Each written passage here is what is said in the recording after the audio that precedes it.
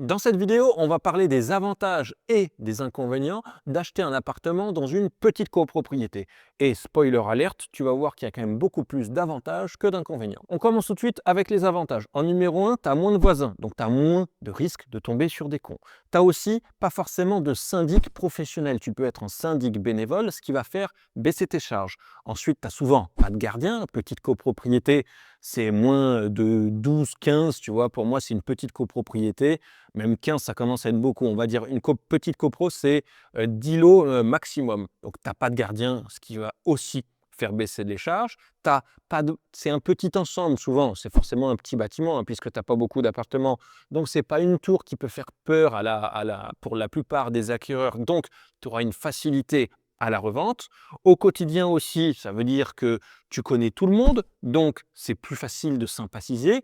Tu dis bonjour à tout le monde se connaît. Tu as les portables de tout le monde pour arroser les plantes quand tu pars en vacances, etc. C'est beaucoup plus simple, beaucoup plus agréable. Et crois-moi, la chance que j'ai, c'est que le premier appart que j'ai acheté, le duplex dernier étage, c'était dans une petite copro et tout ça, je l'ai ressenti, je l'ai vécu. Autre avantage, c'est la sécurité parce que dès qu'il y a un visage inconnu, c'est tout de suite, tu peux te méfier parce que tu dis, bah, lui, je ne le connais pas, je ne l'ai jamais vu. Ensuite, tu as le portable des voisins, comme je l'ai dit précédemment. Donc, s'il y a un souci ou il y a un bruit bizarre, tu peux tout de suite les appeler. Ils te disent, ah bah, je vais partir 2 semaines en vacances, même s'ils ne te laissent pas les clés parce qu'ils s'en foutent, ils n'ont ni chat ni plante. Et ben, au moins, tu sais qu'il n'y a personne et que si tu entends un bruit ou que tu vois quelqu'un rentrer là, c'est qu'il y a un souci. Et évidemment, bah, une petite copro, il y a un accès à cette copropriété qui est limité parce que très peu de personnes ont les clés, très peu de personnes ont le digicode. Autre avantage, tu te différencies de la grande majorité du parc immobilier. En France, le parc immobilier, c'est surtout années 60 et 70. Et là, malheureusement, c'est des très très grosses copropriétés. C'est là où tu as eu des promoteurs qui ont été milliardaires, tu as les bars, bon alors tu as les bars sociales, mais ça on s'en fout parce qu'on parle d'immobilier quand tu achètes ou que tu vends, donc le social ça ne nous intéresse pas. Mais néanmoins, tu as des très très grosses copropriétés, pardon. Dans le 78, je pense à Paris 2, je pense à Élysée 2, il y en a énormément où c'est des énormes ensembles avec je ne sais pas combien de copropriétaires là, Meudon-la-Forêt dans le 92, laisse tomber. Donc voilà, là, tu te démarques du nombre d'appartements quand tu es dans une petite copropriété. Et crois-moi, la démarcation dans l'immobilier, c'est ça qui fait toute la différence. Et c'est comme ça que tu es sûr que ce sera beaucoup plus facile pour toi à la revente. Et dernier avantage, eh ben, si tu as déjà fait des... Et dernier avantage, si tu as déjà fait des assemblées générales, tu sais de quoi je veux parler. Les assemblées générales sont plus courtes parce que c'est toujours plus simple de se mettre d'accord à 10 que de se mettre d'accord à 20 ou à 50. Et ça, crois-moi, même si ça arrive qu'une fois par an, eh ben, les assemblées générales, être plus facilement d'accord, etc. Tu as moins de gens qui n'habitent pas sur place, tu as moins de gens qui mettent en revenu locatif, donc tu as souvent des gens qui sont vraiment intéressés sur la vie au quotidien de la copropriété et qui prennent des bonnes mesures pour l'assemblée générale et pour l'ensemble du bâtiment. Évidemment, on a vu les avantages, il y a aussi des inconvénients.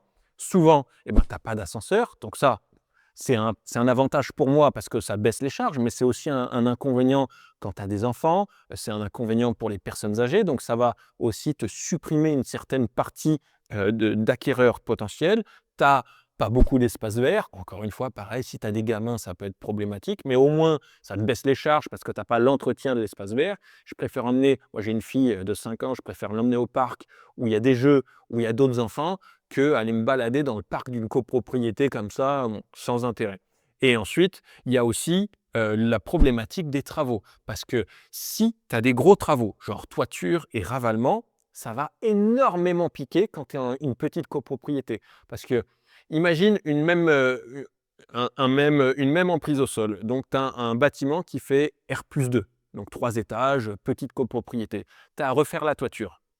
Et bien là, si tu as un appartement par niveau, on a dit qu'il y avait 3 niveaux, et ben la toiture, elle va coûter, je te dis n'importe quoi, 30 000 euros, c'est 10 000 par tête. S'il y a 6 étages, ok, la toiture, elle va avoir la même taille. Le budget de la toiture va être à peu près similaire. Ça ne va pas être 30 000 euros parce que tu as l'échafaudage, c'est plus haut, etc. Mais disons que ça va être 40 000 euros. Et bien crois-moi, 40 000 euros divisé par 6, et ben ça va toujours être moins que les 10 000 euros initiaux.